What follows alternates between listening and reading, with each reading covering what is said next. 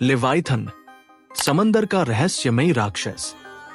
समंदर की गहराइयों में एक ऐसा जीव छिपा है जिसकी कहानियां हजारों सालों से इंसानों को रोमांचित करती रही हैं। इसे कहते हैं लेवाइथन, एक विशाल समुद्री नाग, एक राक्षस, एक प्रतीक और शायद एक चेतावनी। लेवाइथन का जिक्र सबसे पहले हिब्रू बाइबल में मिलता है। वहां इसे ईश्वर द्वारा रचा गया एक अराजकता का प्रतीक माना गया है। इसकी शक्ति इतनी प्रचंड थी कि इसकी सांसें समंदर को खौलाने लगती थी और इसकी दहाड़ से आसमान फट जाता था। इसकी त्वचा इतनी कठोर थी कि कोई हथियार उसे भेद नहीं सकता था। लेकिन लेवाइथन सिर्फ एक राक्षस नहीं था, ये एक विचार था, प्रकृति की उस शक्ति का रूप जिसे इंसान कभी नियंत्रित नहीं कर सकता। कुछ ग्रंथों में इसे बुराई का प्रतीक माना गया है, तो कुछ में इसे एक डिवाइन गार्डियन के रूप में देखा गया है, जो संतुलन बनाए रखने के लिए अस्तित्व में आया।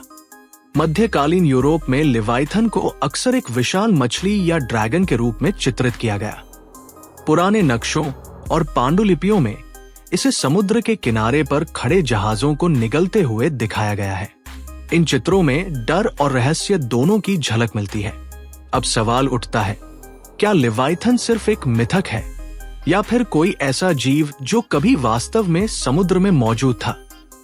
कुछ वैज्ञानिक मानते हैं कि लेवाइथन जैसी कहानियां शायद विशाल स्क्विड, व्हेल या प्राचीन समुद्री डायनासोर जैसे जीवों से प्रेरित थी।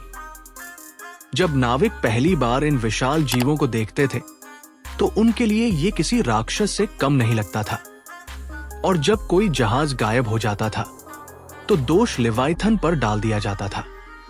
आज भी जब हम समुद्र की गहराइयों में खोज करते हैं तो ऐसे जीव मिलते हैं जिनके बारे में पहले कोई जानकारी नहीं थी। लेवाइथन भले ही एक मिथक हो, लेकिन ये हमें याद दिलाता है कि प्रकृति के रहस्य अभी भी अनगिनत है। लेवाइथन की कहानी सिर्फ डर की नहीं है, ये जिज्ञासा, शक्ति और संतुलन की कहानी है। ये हमें सिखाती है कि हर राक्षस सिर्फ विनाश का प्रतीक नहीं होता, कभी कभी वो हमारी सीमाओं का परीक्षण करने आया होता है। तो अगली बार जब आप समंदर की लहरों को देखें तो सोचिए, क्या वहां नीचे कोई लेवाइथन अब भी छिपा है?